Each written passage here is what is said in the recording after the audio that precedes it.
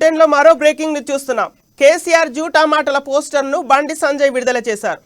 రాష్ట్ర ముఖ్యమంత్రి కేసీఆర్ సందర్భాల్లో ఇచ్చిన హామీలు వాటిని అమలు చేయకపోవడాన్ని ఎండగడుతూ బీజేపీ రాష్ట్ర శాఖ కేసీఆర్ జూటా మాటల పోస్టర్ను రూపొందించింది. ఈ పోస్టర్లను ట్విట్టర్, ఫేస్బుక్, వాట్సాప్ తదితర సోషల్ మీడియా ద్వారా విస్తృతంగా ప్రచారం చేయాలని బీజేపీ శ్రేణులు ఆయన కోరారు.